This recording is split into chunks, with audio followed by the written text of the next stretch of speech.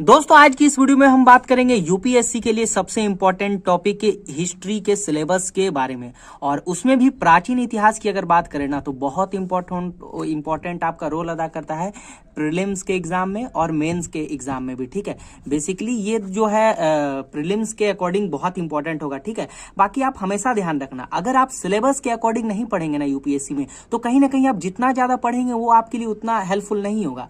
कहा गया है स्मार्ट स्टडी करिए और सिलेबस के अकॉर्डिंग पढ़िए। चाहे भी आप कोई भी टॉपर देख लीजिए, दिव्या तंवर मैम हो गई या रवि सिहाग सर हो गए जो हिंदी मीडियम से टॉप करते हैं या कोई भी मीडियम से टॉप करते हैं, वो सिलेबस को हमेशा वो जो है अपने पास रखते हैं। इसीलिए सिलेबस की जानकारी आपके पास होना बहुत जरूरी है। इसीलिए वीडियो बहुत हेल्पफुल होने वाली है। चैनल में नए हो तो चैनल को सब्सक्राइब करके बेल आइकन को जरूर प्रेस कर लेना। तो चलिए आगे देखते हैं इसमें क्या क्या इंपॉर्टेंट हमको हिस्ट्री के प्राचीन भारतीय इतिहास में हमको पढ़ना है। पहला हम देखेंगे भारत में जो है पहला हमको क्या पढ़ना, भारत में प्रागैतिहासिक करना पड़ता है जो बहुत इंपॉर्टेंट होता है। उसके बाद हम देखते हैं सिंधु घाटी सभ्यता। ठीक है, सिंधु घाटी सभ्यता में भी हमें क्या पढ़ना है, उत्पत्ति पढ़ना है, विभिन्न चरण को पढ़ना है, समाज को पढ़ना है, अर्थव्यवस्था को पढ़ना है और संस्कृति को पढ़ना है ना। संस्कृति को पढ़ना है, साथ ही साथ हमें क्या पढ़ना है, अन्य संस्कृतियों के साथ इसका जो संपर्क था। और एक इंपॉर्टेंट है कि गिरावट का कारण और बनने वाले के कारण, मतलब गिरावट का कारण और बनने का कारण क्या था, ये भी हमको पढ़ना है। ठीक है, पहला मैंने जो बताया प्रागैतिहासिक काल है ना, इससे हमको स्टार्ट करना है। ठीक है, अच्छा तीसरे पॉइंट में देखते हैं देहाती और कृषक समाज को हमें देखना है, भौगोलिक वितरण को पढ़ना है और विशेषताओं को पढ़ना है। चौथा में हमें ये बहुत ज्यादा इंपॉर्टेंट है और इसको भी आप VVI कर लीजिएगा। ठीक है, इंपॉर्टेंट है। ठीक है, और वैदिक समाज में हमको पढ़ना है, वैदिक समाज के ग्रंथ को पढ़ना है। ऋग वैदिक काल के बाद जो ग्रंथ आए जैसे है ना, जो आपके जो 4 वेद हैं उनको पढ़ना है। ठीक है, चलिए उसके बाद हम देखते हैं यहाँ पर फिर से वैदिक समाज के बारे में आते हैं। वैदिक समाज धर्म को पढ़ना है। इसमें 2 डिवाइड में इसको बांटना है। पहला हमें पढ़ना है उपनिषद का विचार हमको पढ़ना है। ठीक है, इसमें क्या क्या देखना है, हमें विचार राजनीतिक देखना है, इसकी जो विचार की राजनीतिक थी और सामाजिक संगठन था ये हमको देखना है। साथ ही साथ हमको इसमें वर्ण व्यवस्था को पढ़ना है और राजतंत्र का कैसे विकास हुआ उसमें पढ़ना है हमको प्राचीन इतिहास के बारे में। ठीक है,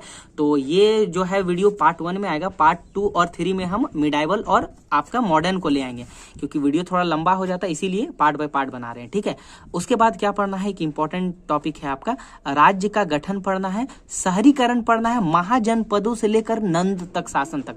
जो नंद का शासन था, जैसा कि आपको याद होगा चंद्रगुप्त मौर्य ने जो हराया था नंदों को, जनपद से लेकर के नंद तक पढ़ना है। साथ ही साथ एक बहुत, ये तो मैं कहूंगा वेरी वेरी वेरी इंपॉर्टेंट कहूंगा क्योंकि इस बार के जो प्रीलिम्स एग्जाम हुआ ना उसमें इससे बहुत सारा क्वेश्चन पूछा गया है आपका प्राचीन भारतीय इतिहास से, बौद्ध धर्म से।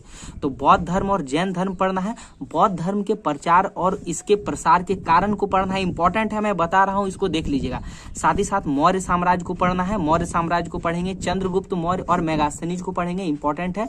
अच्छा अशोक, ये भी बहुत ज्यादा वेरी इंपॉर्टेंट है। अशोक और उसके शिलालेख को हमको देखना है, उसका धम्म देखना है, अशोक के संस्कृति को देखना है, प्रशासन और कला, ये आपका प्रीलिम्स के लिए मोस्ट इंपॉर्टेंट है। और इसका जो कला है ना ये आपका मेंस के लिए अच्छा इंपॉर्टेंट है। ठीक है, तो बेसिकली ये तो आपको प्रीलिम्स के लिए पढ़ना है। ठीक है, मेंस का भी अलग से लेके आएंगे, बल्कि ये सब भी आपको मेंस में काम देगा, ऐसा बात नहीं है।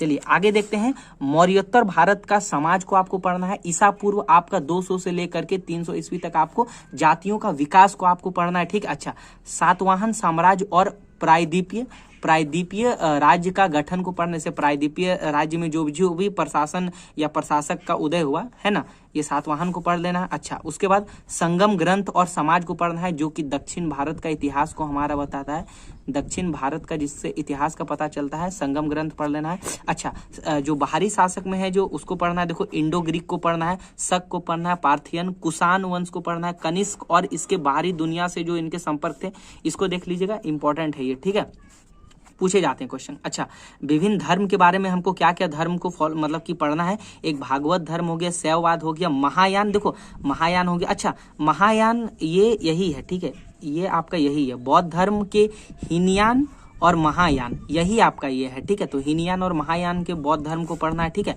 अच्छा जैन धर्म और उसकी कला और संस्कृति को पढ़ना है, ये इंपॉर्टेंट टॉपिक है, देख लीजिएगा। बाकी बौद्ध धर्म तो वेरी वेरी इंपॉर्टेंट है ये। अच्छा साथ ही हमको आते हैं गुप्त साम्राज्य में आते हैं। गुप्त साम्राज्य में क्या देखना है, गुप्त साम्राज्य और इसके वंशज को देखना है। जैसे स्वर्ण युग आपको पता होगा इनको कहा गया है और प्रीलिम्स में इससे क्वेश्चन भी आते हैं। ठीक है, अच्छा, उसके बाद देखते हैं साहित्य का विकास, ये इसी के अकॉर्डिंग लेकर के चलेंगे तो बढ़िया है। साहित्य का विकास पढ़ना है, कला को पढ़ना है, अर्थव्यवस्था को पढ़ना है, समाज को पढ़ना है, इसके साम्राज्य के राजनीतिक संगठन और संशोधन को भी पढ़ना है। ठीक है, तो इतना सारा आपको टॉपिक जो है प्राचीन भारतीय इतिहास में, जो कि वेरी वेरी इंपॉर्टेंट है, आपको पढ़ लेना है।